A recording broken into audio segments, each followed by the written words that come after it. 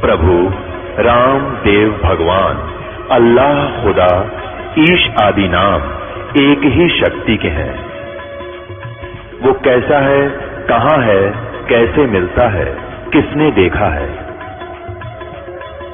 ये प्रश्नवाचक चिन्ह पूर्ण रूप से हटाने के लिए अवश्य सुनिए जगत गुरु तत्वदर्शी संत रामपाल जी महाराज के अमृत वचन, सर्व पवित्र धर्मों के पवित्र शास्त्रों के आधार पर।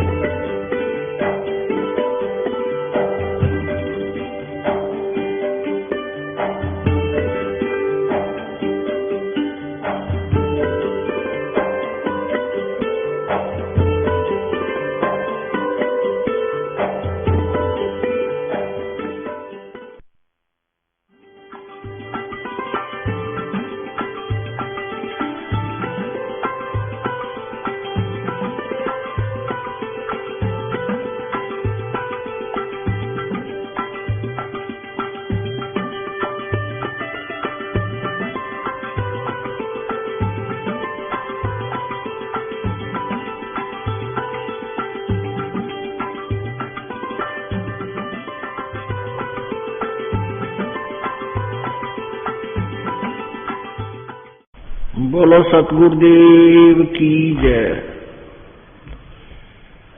बंदी छोड़ कबीर परमेश्वर जी की जय। बंदी छोड़ गरीबदास जी महाराज जी की जय। स्वामी रामदेवानंद जी गुरु महाराज जी की जय।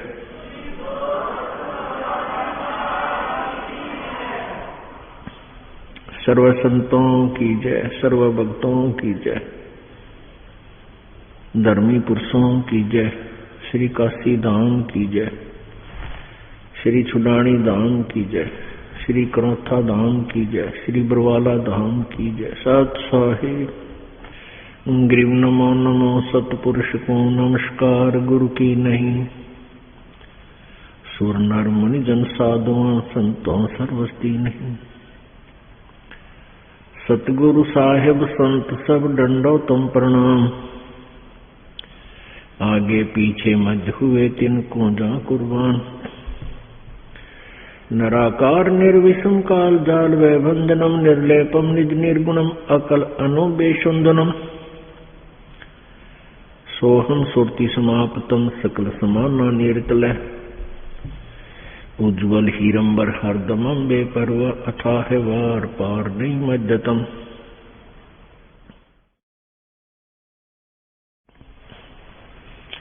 ग्रीव जो सुमरय सिद्ध होई गणनाय गलताना। करो अनुग्रह सोई पारस पद परवाना। आदि गणेश मनाऊं गणनायक देवन देवा। चरण कमल लो लाऊं आदंत करूं सेवा। परम शक्ति संगीतम रिद्धि दाता सोई। अवगत गुणे अतीतम सत्पुरुष निर्मोही। जगदम्बा जगदीशम मंगल रूप मुरारी। तन मन अर्पो शेषम भक्ति मुक्ति भंडारी। सुर नर मुनि जन ध्यावे ब्रह्मा विष्णु महेशा। शेष सहस मुख गावे पूज्य आदि गणेशा। इंद्र कुबेर सरीखा वरुण धर्म राय ध्यावे। समरथ जीवन जी का मन इच्छा फल पावे। 33 कोटि आधारा जावे सहस 88। उतरे बहुजल पारा कटह यम की फांसी। 33 कोटि आधारा जावे सहस 88। उतरे बहुजल पारा कटह यम की फांसी। कर जोरों विनती करूं दरों चरण पर शीश। गुरु जी राम देवानंद जी महाराज जी ने दियो नाम बख्शीश। कोटि कोटि सिजदा करूं कोटि कोटि प्रणाम। चरण कमल में राखियो में बांधी जाम गुलाम। कुत्ता हूँ गुरुदेव का, रामपाल दास का नाम, गले प्रेम की जेवड़ी, आँखें चुवा जाऊं। तो करो तो बावड़ू, दूर दूर करो तो जाऊं। जो राखो तो ही रहूं, जो देवो सुख।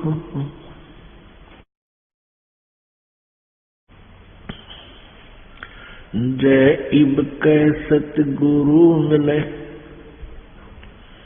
सब दुख आँखों रोए। चरणों ऊपर शीस धरूं, कहूँ जो कहनी हो। कबीर गुरु जी मिलेंगे, पूछेंगे कुशलात। आदि अंत की सब कहूँ, अपने दिल की बात। गुरु जी तुम ना भूलियो, चाहे लाख लोग मिल जाएं। हमसे तुमको बहुत है, तुमसे हमको नहीं। कबीर तुमरे विसारे क्या बने, मैं किसकी शरण में जाऊं। शिव ब्रंच मुनि नारदा, तिनके हृदय न समाऊं। अवगुण किए तो बहुत किए, करत न मनी हार। बावे बंदा बख्श दियो, बावे गर्दन उतार। अवगुण मेरे बाप जी, बख्शो गरीब नवाज। जो मैं पूत कपूत हूँ, बहुर पिता को लाज। कबीर मैं अपराधी जन्म का, नक्सिक बड़े विकार। तुम दाता दुख भंजना, मेरी करो संभव। परम पिता परमात्मा पूर्ण ब्रह्म, सारी सृष्टि के रचनहार कुलदेव, कुल के मालिक कबीर देव कबीर साहिब जी की असीम कृपा से आप जी सत्संग में पहुंच पाए। बहुत ही पुण्यभागी प्राणियों को यह सत्संग सुनने को प्राप्त होता है। सकल पदार्थ है जगमाही, कर्महीन नर पावत नाही। सभी इस संसार के अंदर परमात्मा समय समय पर प्रकट रहते हैं, या अपने कोई संत विशेष को अपनी शक्ति पावर दे करके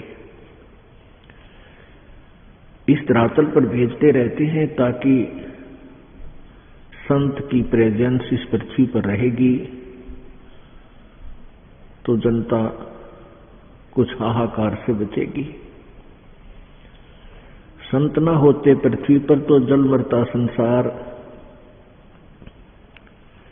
पुण्यात्माओं, मात पिता मिल जाएंगे 184 माँ, और सतगुरु सेवा और ये भक्ति भाई फिर मिलन की ना। जिस भी प्राणी के शरीर में, आप जिस भी पशु पक्षी के शरीर में जन्म प्राप्त करोगे, जो भक्तिहीन प्राणी हैं वो, तो वहां माता पिता भी होंगे, उनमें ममता भी ज्यों की त्यों होगी। जैसे कुत्ते बने तो कुतिया माता पिता हमें मिल जाएंगे, गधे बने तो वह माता पिता होंगे, और ऐसी ही ममता होगी, ऐसा ही प्रेम एक दूसरे में होगा।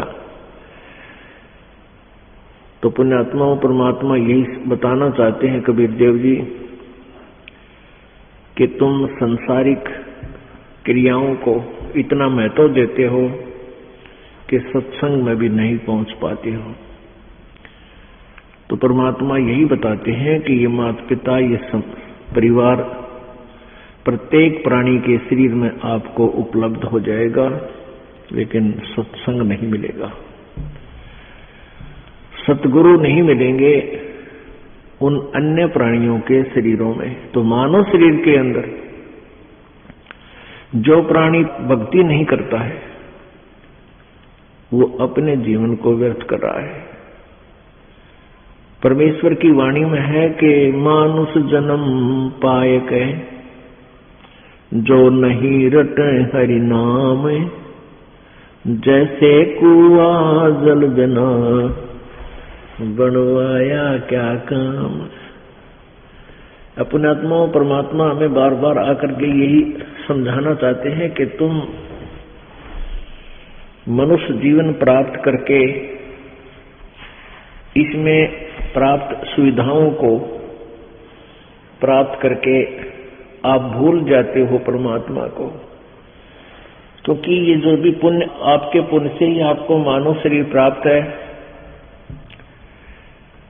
और आप ही की मलाई है पिछले जन्म की, उन संस्कार हैं, उनको आप बर्बाद कर रहे हो। बहुत ही पुण्यकर्मी प्राणी को परमात्मा मानव शरीर देता है, उससे भी पुण्यकर्मी प्राणी मानव शरीर पाकर भी जो अत्यधिक पुण्यकर्मी प्राणी है उसको सत्संग मिलता है। तो मानव शरीर प्राप्त करके जो भक्ति नहीं करते हैं प्राणी, परमात्मा बताते हैं कबीर थोड़ा जीवना, कबीर थोड़ा जीवना ये मंडे बहुत मंडाने, सभी उबा पंथ सिर ये राव रंग सुल्तान। कबीर एक दिन ऐसा होएगा सबसे पड़े बिछो, राजा राणा राव रंग भाई सावधान क्यों न हो। उजड़ खेड़े ठेकरी ये गड़गड़ गए कुमारे, रावण जैसे चले गए वो लंका के सरदार। अब परमात्मा हमें याद दिलाते हैं कि तुम इस छोटे मोटे कोई व्यवसाय में को या कोई कोठी कार फैक्ट्री को प्राप्त करके परमात्मा से दूर हो जाते हो। उसके लिए बताते हैं कि कबीर जीना थोड़ा, बहुत ही कम समय है ये, और आपके जो इरादे हैं वो बहुत लंबे चौड़े, आपकी कल्पनाएं बहुत लंबी चौड़ी, ये कर दूंगा वो कर दूंगा, और एक पल का भरोसा नहीं कब यहां से शरीर छूट जाए, जीव चला जाए। कबीर थोड़ा जीवना ये मंडे बहुत मंडाने, दूर तक के पता नहीं क्या क्या सोच बना रखी है, कल्पना कर रखी है, ये कर दूंगा वो कर दूंगा। और कहते सभी चल रहे हैं यहां से, सभी का एक दिन प्रतिदिन कम हो रहा है। हम कितने नशे में हैं। कबीर ये माया अटपटी, कबीर ये माया अटपटी, सब घट आण अड़ी, किस किस को समझाऊं या कुएं भांग पड़ी। इस काल भगवान ने ये त्रिगुणमयी माया, रजगुण ब्रह्मा, सतगुण विष्णु, तमगुण शिव जी के द्वारा ये आप जी को यहाँ उलझा रखा है, इस माया जाल में फंसा रखा है। ब्रह्मा जी के रजोगुण माया के आधार से आप जी संतानों उत्पत्ति करते हो, यहाँ के ठाठ बाट की चाह करते हो, और विष्णु जी के सतोगुण की माया के प्रभाव से आप जी यहाँ एक दूसरे में ममता मोह के माध्यम से जुड़े हुए हो, जकड़े हुए हो। तो आप जी के हमारे ऊपर इतना जबरदस्त दबाव है कि हमें कुछ भी दूर तक का सूझता नहीं, हमें होश नहीं है। इस त्रिगुणमयी माया की भांग का नशा हमारे ऊपर इतना प्रभावित है कि हमें अपनी मौत दिखाई नहीं देती। परमात्मा याद दिलाते हैं, जैसे कोली रेजा बुने और बुनते आवे ओड़े, ऐसे लेखा तेरे जीवन का कुछ दौड़ सके तो दौड़े। जिस प्रकार पहले, आजकल तो फैक्ट्रियां बन गई, ये मशीन ऐसी आ गई तो कपड़े फटाफट बुन देती हैं। पहले हाथ से कपड़ा बुना करते थे, लंबे लंबे धागे बांध लिया करते थे, उसको खड्डी बोलते थे, और पतला सा धागा होता है, उस धागे को उन धागों में से हाथ से निकाला करते थे, मैनुअली हैंडल करके एक हाथ से ऐसे एक नली सी होती थी, उसके अंदर से निकाल देते, एक धागा ऊपर नीचे करके, फिर दूसरा धागा ऐसे लाते थे, फिर ऐसे लाते थे, फिर ऐसे लाते थे, और इतने पतला धागा होता है और इतना लंबा उसका थान बोलते थे। एक बहुत लंबा थान लगभग 50-60 फुट का वो तैयार हो जाता है। यानी उस पतले से धागे से बार बार ऐसे चलने से वो अंत आ जाता है, वो थान इतना लंबा पूरा हो जाता है, उसका एंड हो जाता है। इसी प्रकार आप जी का जो जीवन है, ये प्रतिदिन एक धागा आपका इसमें प्रवेश हो रहा है, और एक दिन वो भी आएगा जिस दिन आपके जीवन का उत्थान कंप्लीट होगा। कहते हैं हम प्रतिदिन एक कदम अपने मौत रूपी अजगर की तरफ बढ़ रहे हैं, और वो हमें खाएगा और हमें डर नहीं। तो ऐसी हालत नशे वाले प्राणी की होती है, वो चाहे शेर के जा चिपके और वो सांप भी पकड़ ले, क्योंकि उसमें नशा, उसको पता ही नहीं तो कर क्या रहा। तो इस नशे को कैसे हटाया जाएगा? ये सत्संग रूपी एंटीबायोटिक कैप्सूल खाके, फिर इनसे आपका जो त्रिगुणमयी माया के द्वारा प्रभाव आपके ऊपर हुआ है वो खत्म हो जाएगा, वो नाम मात्र सा रह जाएगा, और धीरे धीरे आप अपने भविष्य की चिंता करने लगोगे। मौत बिसारी बावले अचरज किया कोने, तन माटी में मिल जाएगा जो आटे में लौने। परमात्मा कहते हैं तो मौत भूल गया, तूने कितना बड़ा आश्चर्य कर रखा है। एक बार यक्ष ने युधिष्ठिर जी से प्रश्न किया था कि इस संसार में सबसे बड़ा आश्चर्य क्या है? युधिष्ठिर जी ने उत्तर दिया था कि सबसे बड़ा आश्चर्य ये है कि प्रतिदिन हम अन्य व्यक्तियों को मरते हुए देखते हैं और अपने नंबर की चिंता कती नहीं। यहां भगवान बंदी छोड़ कवि साहिब जी कहते हैं कि मौत बेसारी बावड़े तन अचरज किया कौन, और ये तन माटी में मिल जाएगा जो आटे में लौन। आपका कितना सुंदर शरीर, जिसके लिए आप इस मानव शरीर को स्वस्थ रखने के लिए, इसके प्रोटेक्शन के लिए, इसको जीवित रखने के लिए हम सारा जीवन लगा देते हैं। यदि कोई व्यक्ति भयंकर रोग से ग्रस्त हो जाता है और उसके इलाज पर 1 लाख 2 लाख 3 रुपये लगने हों तो वो पैसे भी लगा देगा, अपनी कोई जमीन जायदाद भी बेचनी है उसको भी बेच देगा, क्योंकि ये इतना प्रिय है। और इस प्रिय शरीर से यदि तूने परमात्मा की भक्ति नहीं की, परमात्मा कहते हैं कबीर जी, आप जी ने यदि भक्ति नहीं की, परमात्मा की साधना नहीं की,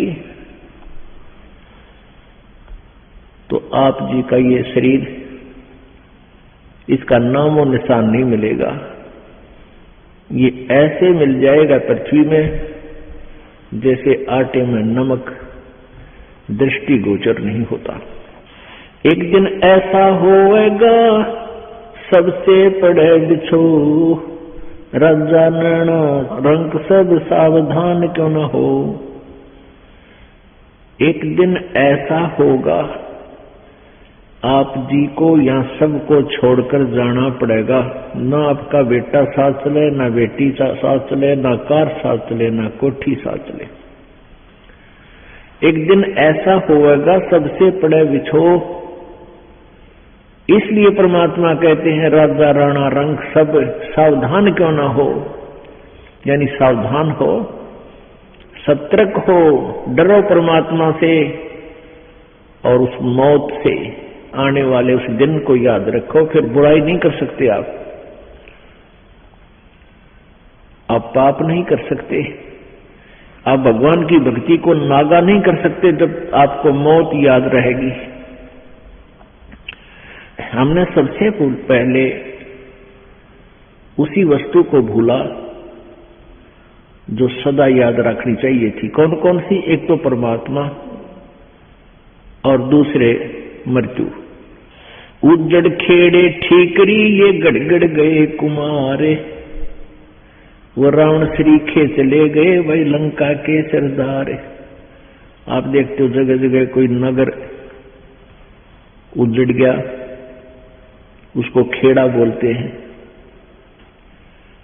जो कोई गांव कहते हैं, गांव खराब गर्क हो गया था तो वहां छोटी छोटी ईंटें, बर्तन फूटे हुए मिट्टी के, उनके ठीकरे वो नजर आते हैं। तो परमात्मा याद दिलाते हैं कि ये उजड़ खेड़े ठीकरी, और वह भी आपकी तरह ठाठ से रहा करते थे, भगवान भूल गए थे।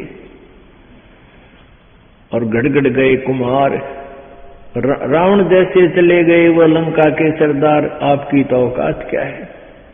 ऊंचा दिखे धौलहरा ये मंडी चीती पोले, एक हरि के नाम बिना ये जम्मा रहेगा रोल। कहते हैं आप जी को ये काल आपकी रोल मार रहा है। रोल मारना आपको मूर्ख बना रहा है। अब बहुत बड़ा आलीशान कोठी बना ली, उसका खूब संगे मरमर ला दिया, उसके बढ़िया बढ़िया पत्थर लगा दिए, और इसने देख देख कर तू भगवान को भूल गया।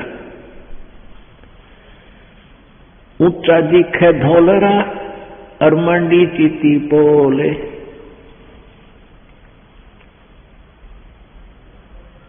एक हरि के नाम बिना ये जम्मा रहे रोल। ये तेरी रोल मार रहा है, तुझे मूर्ख बना रहा है काल कि कितनी अच्छी कोठी है मेरे पास, ऐसी कार है, मेरे इतने पुत्र हैं, इतनी पुत्रियां हैं, वो ऐसे ऐसे बढ़िया सेट हो रहे हैं, और फिर नो प्रॉब्लम। या प्रॉब्लम आगे बहुत बड़ी होगी जो आज भगवान नहीं बज रहे। गधा बनेगा प्रॉब्लम है प्रॉब्लम, कुत्ता बन गया प्रॉब्लम है प्रॉब्लम। तो उनका समाधान अब ही हो सकता है पूर्ण परमात्मा की सत्य भक्ति से और पूर्ण सतगुरु की शरण में आने से।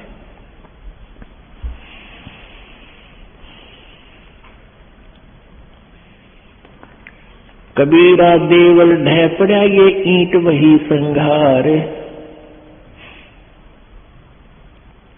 कोई चे जा रहा चुनिया मिलान दूजी बार।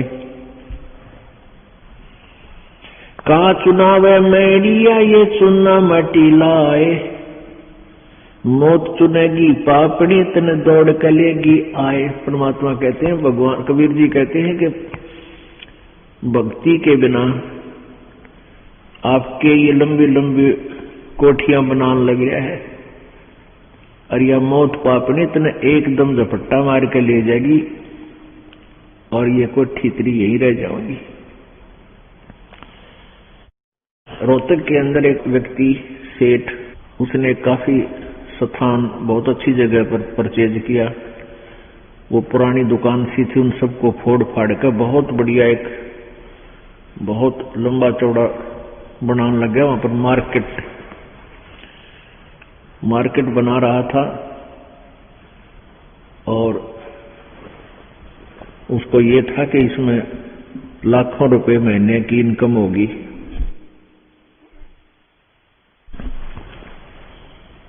अब वो मार्केट तो बनी भी नहीं थी,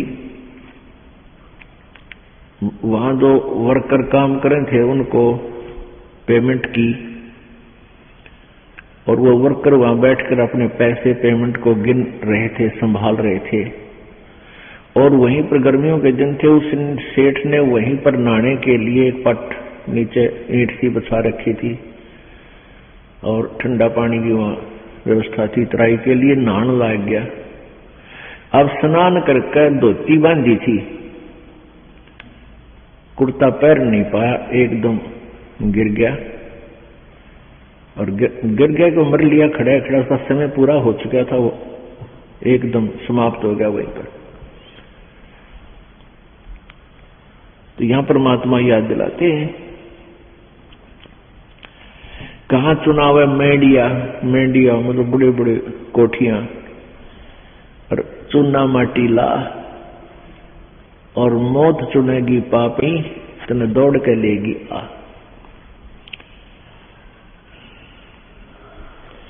कहा चुनाव है मेंढिया ये लंबी भीत उसार,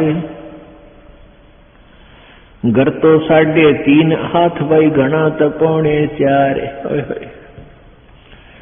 परमात्मा कहते हैं कि क्यों लंबी लंबी कोठियां, एक कोठी में 6 कमरे, फिर डबल सटोरी, फिर ट्रिपल सटोरी। परमात्मा कहते हैं तूने एक ही चारपाई पर सोना है और वह एक कमरे की एक कोण में डलेगी, बाकी का सारा तेरा बनाया हुआ वो मकड़ी वाला जाल खाली पड़ा रहेगा। तो परमात्मा कहते हैं घर तो 3.5 हाथ और घना तो 3.25। एक व्यक्ति का अपना शरीर का जो डायमेंशन है, अपने हाथ के 3.5 हाथ, 3.5 हाथ, कोई चाहे छोटा है चाहे बड़ा, अपने हाथ नाक के देख लियो, उसका लंबाई 3.5 हाथ की होती है और एक हाथ का ऐसे पूरा विस्तार होता है। कहते हैं घर तो 3.5 हाथ है, यानी इतनी जगह चाहिए तेरे को, तेरा शरीर आ जाए उसमें, और घना तो 3.25, यानी घना कर 3 इंच फालतू और बना ले। कहने का भाव यू है कि मिनिमम प्रत्येक चीज को मिनिमाइज कर दो और फिर देख सुख परमात्मा का, आनंद देख मालिक का। जिस कोठी बंगले के बनाने के लिए ना जाने कितने 2 नंबर के काम कराए, या कर्जा वर्जा लेकर कोठी बनावा दुनिया में लोग दिखावा करने के लिए, फिर वो कर्जे वाले पीछे पीछे आप लुकता ठहरे, सो झूठ बोला, आज कोई ना कह दे करके बाहर जा रहा है। और दिन की चैन रात की नींद दोनों गई। तो इस प्रकार हमने समाज लोक को नहीं देखना है, हमने अपने मालिक के ज्ञान को ही आधार बनाकर अपना जीवन सुचारू करना है। कबीर 5 तत्व का पूतला मानुष दरिया नाम, 4 दिना के कारण ये फिर रोक ठाम।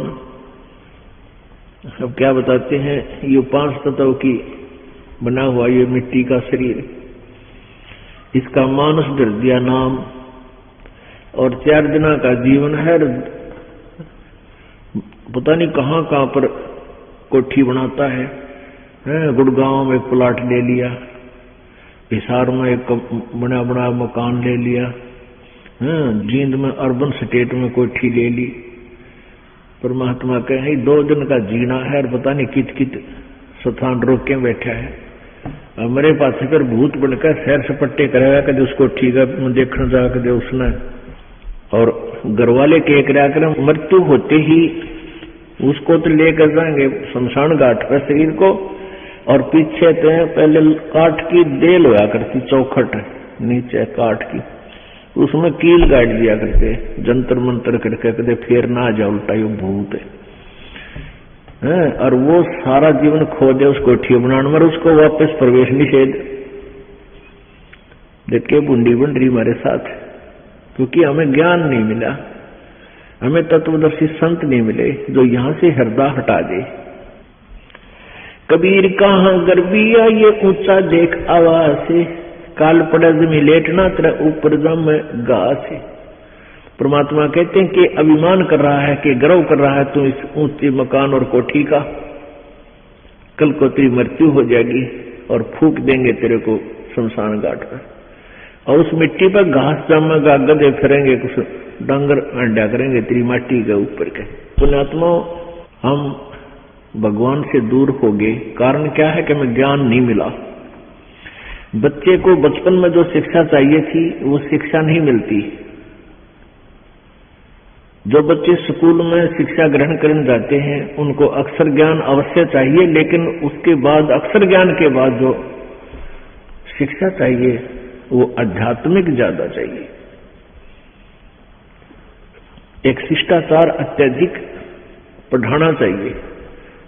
बुराइयों से डरने के लिए बहुत सी कथाओं का हमारे पाठ्यक्रम में, बच्चों के पाठ्यक्रम में समावेश होना चाहिए, और नहीं है। पुण्यात्माओं, आप किसी भी व्यक्ति को वर्तमान में कितनी ही अच्छी आत्मा है वो, ज्ञान के अभाव से उसको आप कहिएगा कि आओ सत्संग में चलते हैं, तो वो कहता है कि अभी समय नहीं है, फिर देखेंगे, कभी ना कभी अवश्य चलेंगे। अच्छी आत्मा तो इतना कह के टाल मटोल कर देता है, बात वही है। और दूसरे को आप कहोगे कि आओ सत्संग में चलते हैं, वो कहेगा अभी समय नहीं है हमारे पास। और ये क्या सत्संग का टाइम है? ये सत्संग की उम्र थोड़ी है। सत्संग तो बुढ़ापे में सुनाएंगे, फिर भक्ति करेंगे, ये कोई भक्ति का समय थोड़ा। पुण्यात्मा, ये अटकल अपनी आप लगाई हुई है, परमात्मा का विधान ऐसा नहीं है।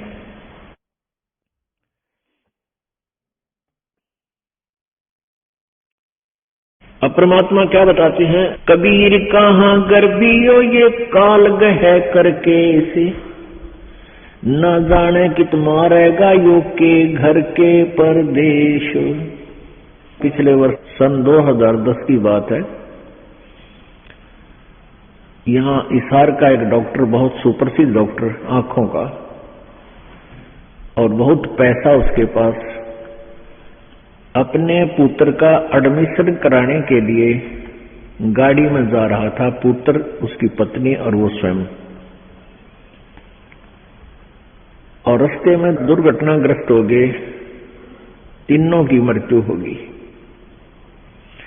आज शेष बचे हुए कोई भी उस परिवार के सदस्य से आप जाकर कहिए कि आओ सत्संग में चलते हैं, वो भी कहेंगे समय नहीं है हमारे पास। अन्य किसी डॉक्टर से आप जाकर कहिए कि चलो सत्संग सुनो कुछ देर, वो कहते नहीं, मेरे पास तो मरीजों की लाइन लगी हुई है, मेरे पास समय नहीं है। तो एक डॉक्टर लाइन नहीं, किसी को भी आप कहिए जाकर के। पुण्यात्माओं, इसका कारण क्या है कि हमें अध्यात्म ज्ञान बिल्कुल नहीं। आध्यात्मिक ज्ञान के बिना हमें डर नहीं हो सकता, चिंता नहीं बनती, और जब तक हमें परमेश्वर की महिमा का ज्ञान नहीं होगा तो हमें रुचि नहीं बनती। अब हमारे को जो ज्ञान दिया गया बचपन में, यही दिया गया कि उसके लड़के ने कोठी बना ली, वो डॉक्टर लगा हुआ था, प्राइवेट क्लिनिक है, 2 कोठी बना दी, कार ले ली। अब जितने भी बच्चे डॉक्टरी कर रहे हैं, ट्रेनिंग कर रहे हैं, उनका मूल उद्देश्य, टारगेट यही हो जाता है, मैं कोठी बनाऊं और कार दूं। यदि हमारी एजुकेशन में ये आध्यात्मिक ज्ञान अत्यधिक प्रवेश हो तो उन बच्चों का ये टारगेट ना रहे, और वो बिल्कुल बहुत जायज फीस ले, जायज काम करें, और बहुत ही सस्ता ट्रीटमेंट करें, भगवान से डरने वाले होंगे। अब तो रोगी मर गया, ट्रीटमेंट के अंतर्गत अपना हिसाब बना कर देंगे, हमारा पूरा हिसाब दे जा, पैसे दे दो, ये एडवांस जमा करा लेते। बात ये नहीं है कि पैसे ना लो, पैसे तो उनके लगे हैं, देने भी चाहिए, लेने भी चाहिए, लेकिन 1 के 20 नहीं लेने चाहिए, 1 के 100 नहीं लेने चाहिए। और वो 1 रुपए की चार्ज के 100 लेते हैं, और फिर कहां ले जाते हैं? यही छोड़ जाते हैं। परमात्मा कहते हैं इस माया के कारण फिरा देश प्रदेश।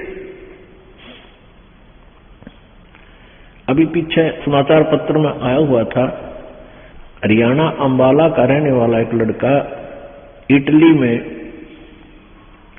गया हुआ था, वहां से वापस आया, क्योंकि वहां यहाँ की बजाय, हिंदुस्तान की बजाय वहां अधिक पे मिलती है, तनख्वाह मिलती है। रोजगार के लिए वहां गए, अच्छा पैसा लेकर आते हैं वहां से। तो फिर वो अपने परिवार को लेकर के गाड़ी में,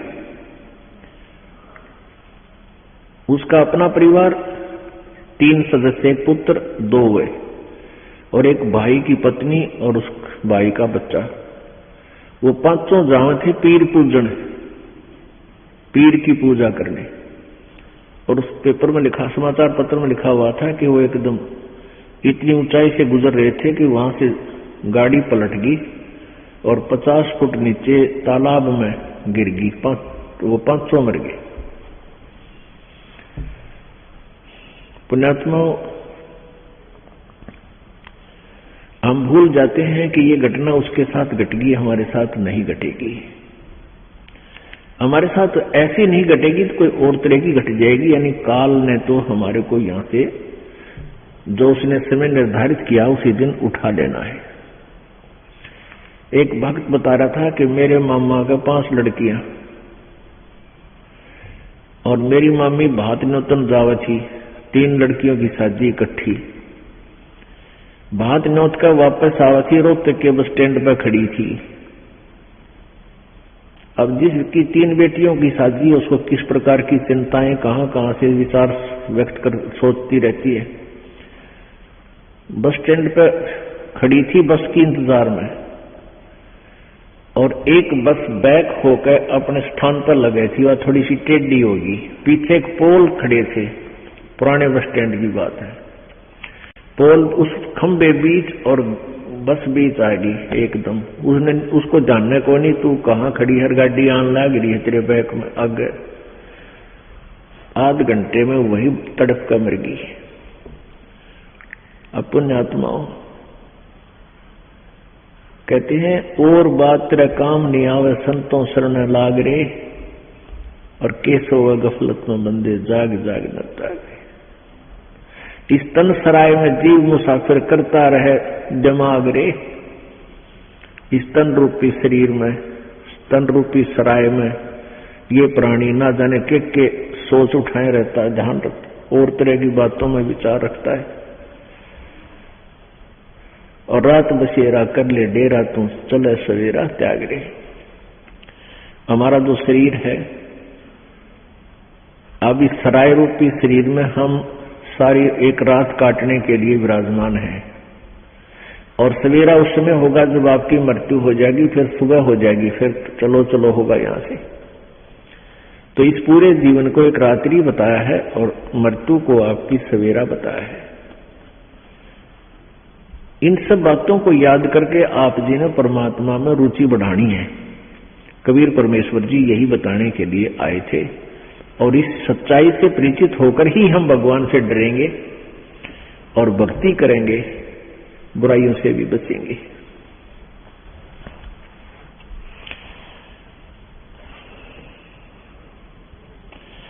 कबीर कहाँ गर्बियो काल गह करके से, ना जाने कि तुम्हार सी के घर के परदेश। यानी या तो घर में मारेगा, ना कि दोबारा जा रहा होगा वहां मार देगा। कबीरा धंधा करते रहे बिन धंधे धन ना होए। परमात्मा कहते हैं कबीर धंधा करता रहे बिन धंधे धन नाही, और जो नर भूले ज्ञान मूल को ते धंधे झावे नाही। परमात्मा कबीर परमेश्वर जी ये कह रहे हैं कि धंधा करना पड़ेगा, धंधे बिना इनकम नहीं हो सकती, काम तो करना ही पड़ेगा।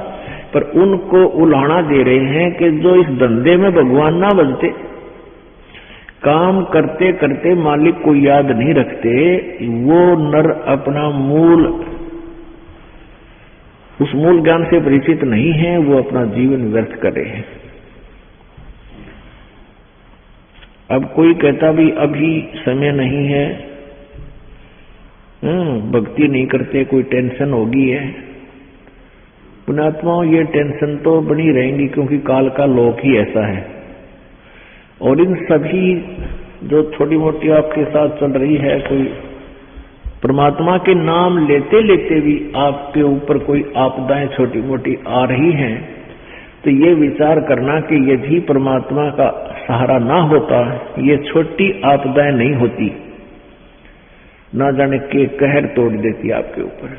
अब जैसे आप जी ने परमात्मा का, परमेश्वर कबीर जी का नाम ले रखा है, और फिर भी आप पर छोटी मोटी कोई आपदाएं आती हैं, आप ये सोच बैठते हो, कई बार मन इतना नालायक है, ये परमात्मा से दूर करने के लिए ना जाने कितनी स्कीमें तैयार करता है, अपने हिसाब से सोचता रहता है। क्या सोचते हैं कि मैंने पाठ भी करा दिया, मैंने 4-5 महीने नाम लिए भी हो गए हैं, और फिर भी मेरी भैंस मर गई। अब पुण्यात्मा विचार करो, आप जी ने कुछ पुण्य किया, आप जी ने सत भक्ति की, जैसी आपने भक्ति की उसका सहयोग तो अवश्य ही मिला है आपको। जैसे सर्दी बहुत है और उस सर्दी के अंदर आप जी ने स्वेटर पहन रखी है, और स्वेटर पहनने के बाद भी आपके हाथ पैर ठिठुर रहे हैं, आपको सर्दी लग रही है, तो कंबल ओढ़ना चाहिए। तो बुद्धिमान लोग ये नहीं कहा करते कि मैंने स्वेटर पहन रखी फिर भी सर्दी है और स्वेटर निकाल दूं, क्या फायदा स्वेटर का। कई भक्तों के मन में ऐसी दुर्भावनाएं आ जाती हैं कि हमने इतने दिन हो गए भक्ति करते ने, नाम लिए न, और पाठ भी हम करा रहे हैं, और फिर भी हमारे ऊपर आपदाएं आ रही हैं। तो पुण्यात्माओं, जैसे आप जी ने अभी स्वेटर पहनी है और स्वेटर ने अपना काम कर रखा है जैसी उसकी सामर्थ्य है, और कोई न सोचा है कि क्या फायदा हुआ नाम तो मैं इतने दिन हो गए भक्ति करते, दान करते, और इस नाम को त्याग देता हूं, तो वो मूर्ख है। मूर्ख मीन वो ज्ञानहीन है, इस तत्व ज्ञानहीन है, उसको अभी ये ज्ञान समझ में आया नहीं है। अब जैसे उस स्वेटर का जितना अपना प्रोटेक्शन करने का था, वो प्रोटेक्शन उसने कर रखा है, लेकिन सर्दी ज्यादा है, उसके लिए स्वेटर पहन, वो जर्सी पहन, और जर्सी से भी सर्दी नहीं लग रही है तो उसके ऊपर का कंबल या चादर मोटी ओढ़। ये नहीं कि सर्दी लग रही है तो इस स्वेटर न निकाल दूं, जर्सी पहन ले, इससे भी सर्दी लग रही है इसको भी फेंक दूं, तो उससे तो सर्दी आपकी जान ले लेगी। तो ऐसे ही आप जी जितनी भी भक्ति कर रहे हो अभी तक, उसका सहयोग उतना सारा आप जी को अवश्य मिला हुआ है। तो ये सोच लेना चाहिए कि आप जी के कर्मों की असरजी बहुत ज्यादा है, अत्यधिक है। आप जी भक्ति भी कर रहे हो, नियमित रह रहे हो और दान धर्म भी कर रहे हो, और फिर भी आपके ऊपर आपदाएं हैं, तो आप जी की ये कर्मों की सर्दी बड़ी भयंकर थी। अगर आपने प्रोटेक्शन ना कर रखा होता, परमात्मा की शरण में नहीं होते, तो आपकी जान चली जाती, परिवार में भी बहुत हानि हो जाती।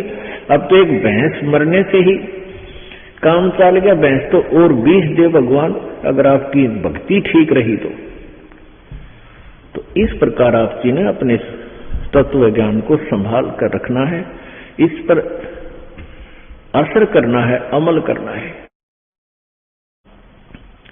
और इसके आधार से अपने इस भक्ति मार्ग पर लगा रहना है।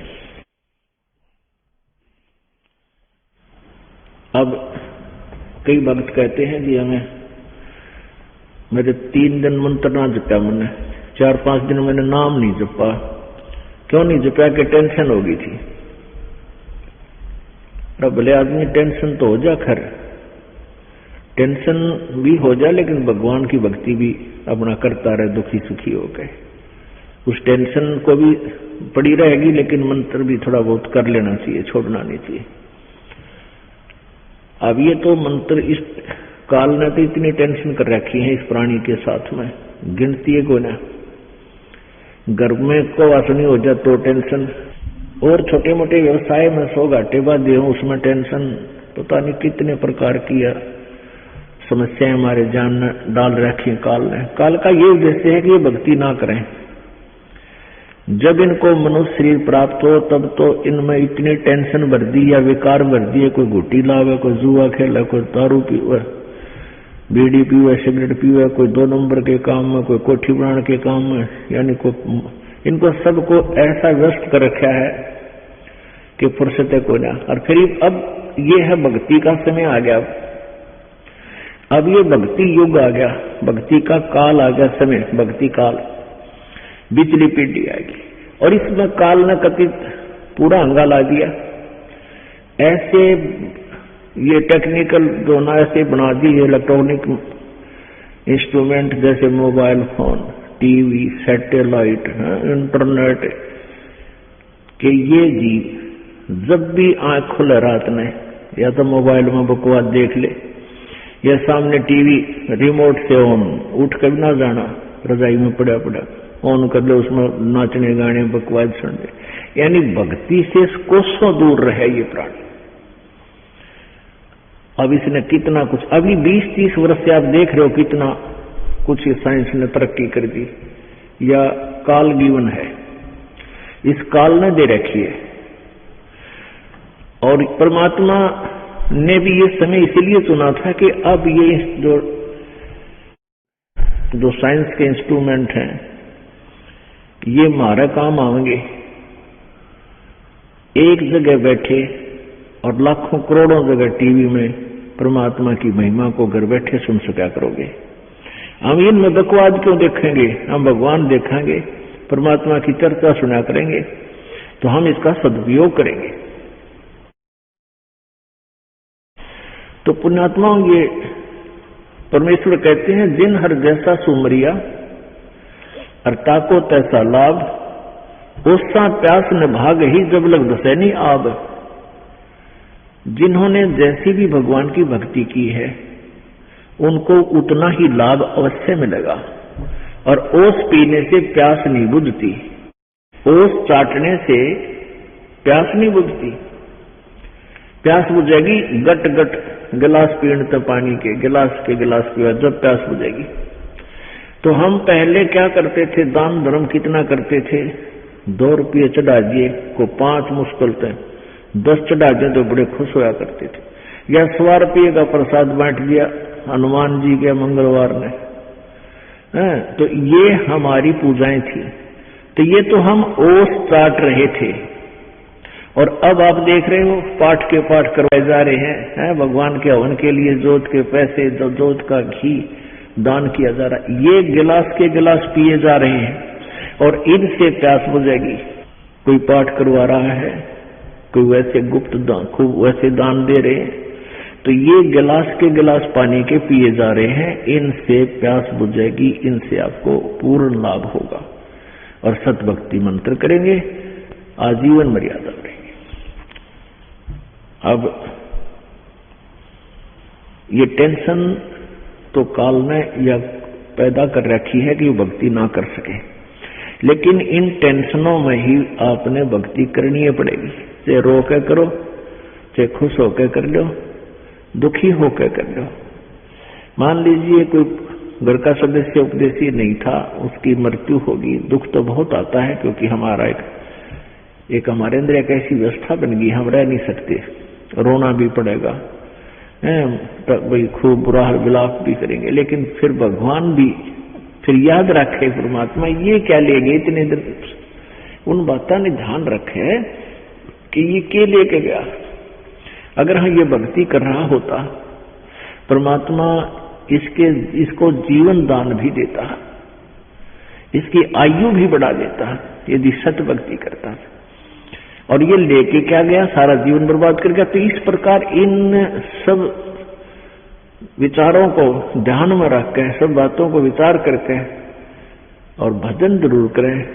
चाहे याद तो बहुत आते हैं, मृत्यु को प्राप्त हो जाते हैं जो साथी परिवारजन, लेकिन भगवान भी रो रो के मालिक ने भी याद रखे, मतलब भूला नहीं भगवान को।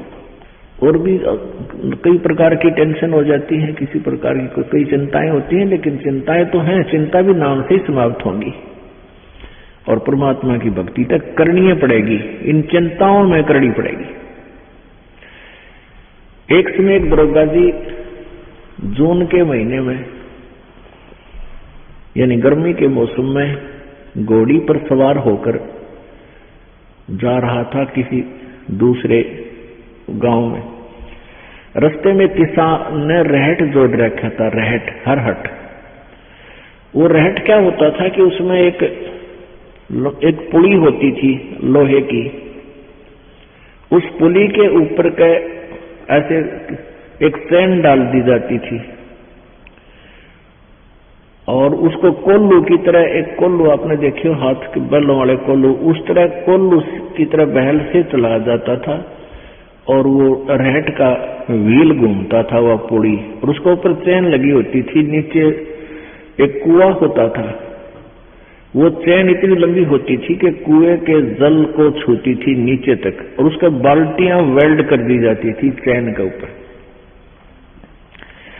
और वो बैल से बैलों को चलाया जा घुमाया जाता था कोल्लू की तरह।